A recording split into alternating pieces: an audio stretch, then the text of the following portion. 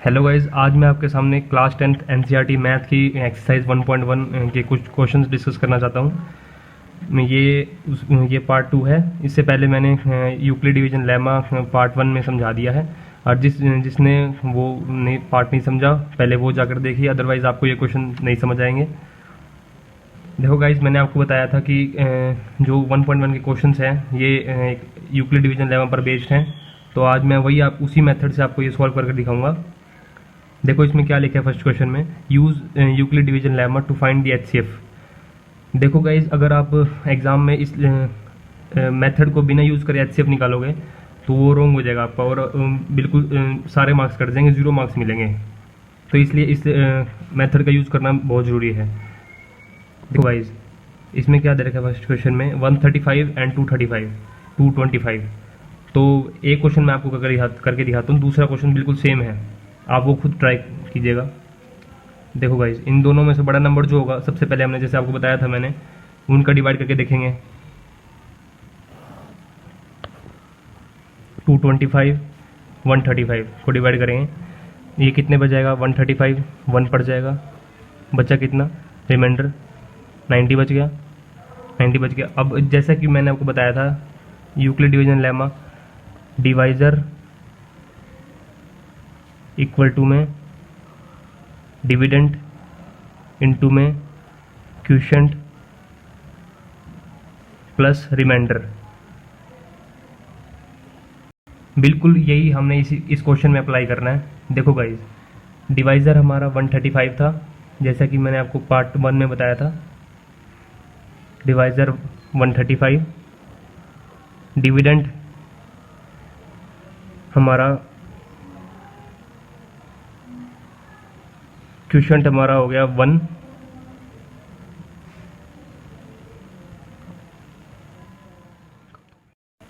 और ये गाइज जो हमारा 90 आया है ये बच के हमारा हो गया रिमाइंडर। ठीक है गाइज, ये 225 हमारा डिवाइज़र है और ये 135 हमारा डिविडेंड हो गया। ठीक है गाइज, अब देखो हमें इसको स्टेप बाय स्टेप सोल्व करना है। तो पहले हम स्टेप 1 लेंगे, इसी मेथड को इस क्वेश्चन अप्लाई कर देंगे। डिवाइज़र हमारा 225, डिविडेंड हमारा 135, क्वोशिएंट हमारा 1 और प्लस में 90। देखो गाइज, इसमें लेफ्ट हैंड साइड और राइट हैंड साइड देखो सेटिस्फाई होगी दोनों, लेकिन हमारा अभी तक रिमाइंडर जो है, अभी रिमाइंडर 0 नहीं आया। ठीक है गाइज, इसलिए हम जब तक रिमाइंडर 0 नहीं आता ना, इसको हम फर्दर स्टेप्स में आगे सोल्व करते जाएंगे। रिमाइंडर हमें 0 लाना है। इस मेथड के हिसाब से यही है कि हमें रिमाइंडर 0 लाना पड़ेगा पहले। रिमाइंडर नॉट इक्वल टू 0, ये एग्जाम में हम लिख सकते हैं, रिमाइंडर नॉट इक्वल टू 0। अब हमारा रिमाइंडर अभी तक 0 नहीं आया, इसका मतलब आगे सॉल्व करेंगे। अब जो नेक्स्ट स्टेप होगा वो उसमें क्या करेंगे, हम जो डिविडेंड को लेंगे और रिमाइंडर को लेंगे। अब इन दोनों में से जो बड़ा होगा उन्हीं दोनों को ले लेंगे। जो बड़ा होगा उसको डिवाइड करेंगे, सबसे पहले 135 90 से डिवाइड करेंगे, ये 1 पे जाएगा, कितना बचेगा 45। वही मेथड लेना है, डिवाइज़र 135 90 इंटू में 1 प्लस 45। रिमाइंडर अभी भी 0 नहीं आया, इसका मतलब आगे स्टेप होएंगे। देखो फिर दोबारा वही डिविडेंड ले लेंगे और रिमाइंडर ले लेंगे।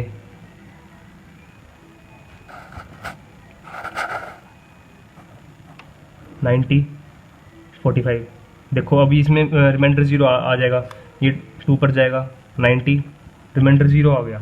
इसका मतलब ये हमारे क्वेश्चन का लास्ट स्टेप हो जाएगा। देखो उसी तरह हमने अप्लाई करना है इसमें। डिवाइज़र हमारा 90 हो जाएगा, 45 इंटू में 2, रिमाइंडर 0। रिमाइंडर हमारा 0 आ चुका, रिमाइंडर हमारा 0 आ गया। ठीक है गाइज, और अब जो लास्ट स्टेप में, जिस स्टेप में हमारा रिमाइंडर 0 आएगा, उसमें जो भी हमारा डिविडेंड होगा वही हमारा इस क्वेश्चन का एचसीएफ हो जाएगा। ठीक है गाइज, बस ये याद रखना, इसमें जो लास्ट स्टेप होगा, ये इंपॉर्टेंट चीज़ है, जो लास्ट स्टेप होगा उसका डिविडेंड ही हमारा एचसीएफ होगा और वही हमारा आंसर होगा। ये स्टेप्स हमें एग्जाम में पूरे दिखाने हैं, हर एक स्टेप्स दिखाने हैं। ठीक है गाइज, ये ध्यान रखना। तो HCF of 135 and 225 इज 45। ठीक है, तो ये हमारा फर्स्ट क्वेश्चन हो गया गाइज। और सेकंड क्वेश्चन भी बिल्कुल सेम है, तो गाइज ये आप खुद ट्राई करना। मैं आपके सामने दूसरा क्वेश्चन आता हूँ लेकर। अब गाइज सेकंड क्वेश्चन देखो 1.1 का। Show that any positive odd integer is of the form 6q+1 और 6q+3 और 6q+5 where q is some integer. ठीक है गाइज, देखो इसमें क्या कहा है इसने। सबसे पहले क्वेश्चन को देखो, समझो। Show that any positive odd integer, integer की बात हो रही है। इंटीजर तो हमारे इंटीजर कौन से होते हैं? इंटीजर नेगेटिव भी होते हैं, पॉजिटिव भी होते हैं, जैसे -3, -2, -1, 0, 1, 2, 3 कोई भी हो सकते हैं। अब पॉजिटिव इन्होंने कहा है, इसका मतलब नेगेटिव वाले नहीं होंगे, तो वो 1, 2, 3 कौन से होंगे? वो होंगे पॉजिटिव, तो ये होंगे ना 1, 2, 3, 4, 5, 6, 7, 8। ठीक है गाइज, लेकिन इसमें कहा है ओड, ओड का है गाइज। तो ओड कौन से होंगे? 1, 3, 5, 7, 1, 3, 5, 9, 9 भी हो सकता है, 10, 11 भी हो सकता है। ठीक है गाइज, तो इसको हम इन नंबर्स को हमने 6q+1, 6q+3 ऐसी फॉर्म्स में हमने दिखाना है, इसमें शो करना है। इसमें शो करना है, सिर्फ लास्ट में हैंड शॉर्ट लिखेंगे तो हमारे क्वेश्चन कंप्लीट हो जाएगा। सिंपल सा क्वेश्चन है, देखो गाइज। अब अगर हमें इसको यूक्लिड डिवीजन लेमा में शो करना है, तो सबसे पहले देखो इसमें 6q+1 है। इसका मतलब 6 का मतलब ये होगा कि इसमें हम जो भी ओड इंटीजर लेंगे वो जो उसका जो मल्टीपल होगा वो 6 होगा, 6 से मल्टीपल होगा। इसके मतलब डिवाइड हमें 6 से ही करके देखना पड़ेगा। तो देखो गाइस, मैं आपको पहले दिखाता हूँ। जैसे मान लो 1 ले लिया मैंने, 1 उसको 6 से डिवाइड करने की कोशिश करूँगा मैं, तो 6 पे तो जाएगा नहीं और हमें पॉइंट में लेना नहीं है, तो इसलिए हम 0 ले लेते हैं। 0 0 पे जाएगा, बचा 1। ठीक है, जैसे 3 ले लिया मैंने, 6 0 पे जाएगा, 0 बचा 3। जैसे 5 ले लिया मैंने, 6 ये भी 0 पे, बचा 5। ठीक है गाइज, अब जैसे मान लो 7 ले लिया मैंने, 6 तो ये 6 1 पे गया और रिमाइंडर 1 बचा। फॉर एग्जांपल बहुत है, आप एग्जाम में भी इतने ही दिखाओ, 3 या 4 दिखा दो बस, बहुत है। आगे इसको ही जैसे हमने पिछले क्वेश्चन में अप्लाई करा था यूक्लिड डिवीजन लेमा में, वही हमने अप्लाई करके बस शो करना है। वो हमारी लेमा का क्या था फॉर्मूला? डिवाइजर इक्वल टू में डिविडेंड इनटू में क्वोशिएंट प्लस रिमाइंडर। ठीक है गाइज, तो इसमें हमें इन्होंने कहा है 6q+1। तो देखो गाइज, हमें जो जिसमें रिमाइंडर 1 बचा है वो हमने एक तरफ दिखाने हैं, और जो इसमें 3 बचे हमने उसको एक तरफ दिखाना है। तो हम 9 भी ले लेते हैं फिर एग्जांपल, क्योंकि 1 वाले हमारे पास 2 एग्जांपल है और 3 वाला 1 ही एग्जांपल है, तो 9 ले लेते हैं हम। रिमाइंडर 3 आ गया देखो। तो अगर हम 6q+1 की फॉर्म में दिखाएंगे तो क्या दिखा सकते हैं? देखो डिवाइजर हमारा डिवाइजर हमारा 6 हो गया, डिविडेंड 1, 0 प्लस 1। देखो भाई, इसका मैंने आपको एग्जांपल इसमें इस लेमा में अप्लाई करके दिखाया था। डिवाइजर हमारा 1 हो गया था और डिविडेंड हमारा 6 इंटू में क्वोशिएंट प्लस रिमाइंडर, ये हमारा इसका एग्जांपल हो गया। ठीक है, इस और जो सेकंड का एग्जांपल देखो 3 6 इंटू में 0 प्लस रिमाइंडर 3। ठीक है गाइज, ये तो हो गया इसके हमारा 6q+1 वाले का एग्जांपल, और ये हमारे 6q+3 वाले का एग्जांपल। अब 5 6 इंटू में 0 प्लस 5 रिमाइंडर बच गया 5। देन उसके बाद 7 6 इंटू में 0 प्लस 6 इंटू में 1 बनेगा, क्योंकि क्वोशिएंट हमारा 1 है ना गाइज, इसलिए, और रिमाइंडर 1। 9 में 6 इंटू में 1 प्लस रिमाइंडर 3। अब हमने जैसा कि हमें दे रखा है 6q+1 6q+3 6q+5, ये हमने फॉर्म अलग कर लेनी है। देखो 6q+1 वाले एग्जांपल कौन से हमारे, ये है एक ये है 7 वाला, और 6q+3, तो क्या हो जाएगा 1 इक्वल टू में 6 इंटू में 0 प्लस 1, और कौन सा है जो रिमाइंडर 1 आया जिसमें 7 इक्वल टू में 6 इंटू में 1 प्लस 1, ठीक है गाइज। और 6 क्यू प्लस 3 वाले देखो, 3 इक्वल टू में 6 इंटू में 0 प्लस 3, और 9 इक्वल टू में 6 प्लस 1 प्लस 3। तो ये हमने दोनों अलग कर लिए। बस ये दो आप एग्जांपल शो कर देना, क्वेश्चन हमारा ठीक हो जाएगा। Hand showed. अब गाइस 1.1 का थर्ड क्वेश्चन देखिए। An army contingent of 616 member is to march behind an army band of 32 member in a parade. The two groups are to march. अब देखो गाइस इसमें क्या कह रखा है कि एक आर्मी कंटिजेंट है, एक आर्मी है पूरी, उसमें 616 मेंबर हैं, 616 मेंबर्स हैं उसमें, और उसके पीछे बैंड वाले मेंबर चल रहे हैं। कितने बैंड वाले मेंबर कितने हैं? 32 मेंबर है, जैसे परेड में होता है। पीछे जो है मेन आर्मी, आगे मेन आर्मी होगी और पीछे बैंड वाले होंगे, वैसे ही। Then the two groups are to march in the same number of column. उनके कॉलम सेम हैं लेकिन उनकी नंबर्स में डिफरेंस है, जैसा कि 32 है और एक 16 है। देन क्या कहते हैं, what is the maximum number of column in which they march. तो उनके मैक्सिमम नंबर क्या होंगे जिसमें वो मार्च कर रहे हैं। देखो गाइस अब मैं आपको बिल्कुल सिंपल तरीके से समझाता हूँ।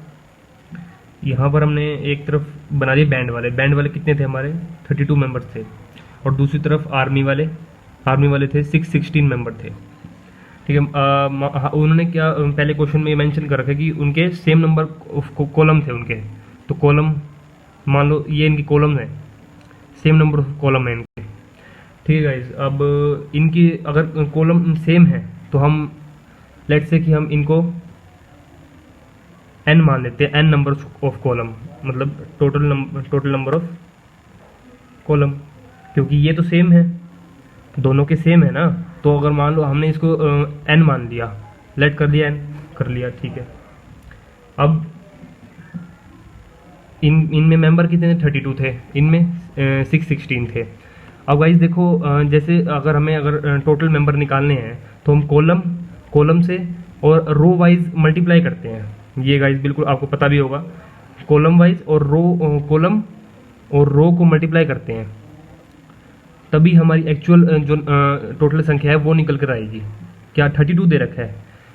अब हमने जैसे इनकी जो सेम जो संख्या थी, कॉलम सेम थे इसमें n, वो हमने n दोनों के सेम मान लिए, ठीक है गाइस। और इनके लेकिन रो में जो मेंबर है वो सेम नहीं होंगे, ठीक है। तो हम बैंड के लिए 32 और आर्मी के लिए 616। तो अब इसमें n तो सेम है दोनों में, क्योंकि कॉलम तो सेम है, इसमें भी n। इसके जो रो में मेंबर होंगे उनको मान लिया x, और आर्मी के जो रो में मेंबर होंगे वो y। बैंड में जो रो के मेंबर होंगे x, और जो आर्मी मेंबर होंगे वो y, ठीक है गाइस। यहाँ तक समझ आ गया। अब आगे देखो, हमें क्वेश्चन में देखो दे रखा है कि हमें क्या निकालना है? मैक्सिमम नंबर ऑफ कॉलम निकालने हैं। कॉलम कैसे रिप्रेजेंट किया हमने? n से रिप्रेजेंट किया है, ठीक है। इस मतलब ये दोनों में सेम है, मतलब ये क्या है? ये हाईएस्ट कॉमन फैक्टर है, ठीक है guys. Highest common factor HCF है ये, यही हमें फाइंड आउट करना है, जैसे कि हम पिछले क्वेश्चन में निकालते हैं। बस गाइस ये थोड़ा बस डरा रखा है, बड़े क्वेश्चन को देख के डरिएगा मत। एग्जाम में बिल्कुल आप इस तरह सोल्व करें, आपको पूरे नंबर मिलेंगे, ठीक है गाइस। देखो हमें फिर HCF किसका निकालना होगा? 616 का, और 32 का HCF निकालना होगा, और उसी मेथड से निकालना है जैसे कि इस एक्सरसाइज का जो कंसेप्ट है, यूक्लिड डिवीजन लेमा से ये सोल्व हो जाएगा। देखो गाइस HCF ऑफ 616 और 32, जैसे कि हम यूज़ करते थे यूक्लिड डिवीजन लेमा। क्या था फॉर्मूला? वही बिल्कुल सेम, डिवाइजर इक्वल टू में डिविडेंड इनटू में क्वोशिएंट प्लस रिमाइंडर, ठीक है गाइस। जो बड़ा नंबर है उसको डिवाइड करना है, वही सेम 616 32 कितने में जाएगा? 1 कितना आ गया ये 29 और 6 नीचे आया, और ये जाएगा हमारा 10 और 7 पे देख करके देख लेते हैं, 7 पे 8 पे रख लेते हैं, चलो 8 पे चला जाएगा, 16 9 पे जाएगा, 9 पे 18 27 और 28 9 पे चला गया, 9 तो लिख दिया पहले। और ये कितने बच जाएंगे, रिमाइंडर कितना आ जाएगा, 8 रिमाइंडर आ जाएगा। ठीक है गाइस, तो फर्स्ट अब इसी को हम फर्स्ट स्टेप में अप्लाई कर देंगे। हमारा रिमाइंडर 8 आ गया और डिवाइज़र हमारा 16, डिविडेंड 32, इनटू में 19 और प्लस रिमाइंडर 8। जैसा कि मैंने आपको पहले बताया था, फर्स्ट क्वेश्चन में बताया था, रिमाइंडर 0 नहीं आया, रिमाइंडर 0 नहीं आया किस इक्वल डिवीजन लेमा के हिसाब से रिमाइंडर 0 नहीं आया अभी तक, रिमाइंडर 0 नहीं आया तो फर्दर आगे स्टेप्स लेंगे हम। तो हमने क्या करा था पहले क्वेश्चन में, अब डिविडेंड और रिमाइंडर को ले लेंगे। इसमें बड़ा क्या है, 32 बड़ा है, 32 को डिवाइड करेंगे 8 से, कितने पे 4 पे चला गया पूरा, रिमाइंडर 0 आ गया। ठीक है, देखो अब वही स्टेप 32 इंटू इक्वल टू में 8 इंटू में 4 प्लस 0, रिमाइंडर 0 आ गया गाइस। मतलब लास्ट स्टेप है ये, और लास्ट स्टेप का रूल क्या है, फर्स्ट क्वेश्चन में जैसा कि मैंने आपको बताया था कि जो लास्ट स्टेप में डिविडेंड होगा वही इसका HCF होगा और वही इसका आंसर होगा। तो क्या HCF ऑफ किसका पूछा था, 16 और 32 का इज 8, ये इसका आंसर होगा।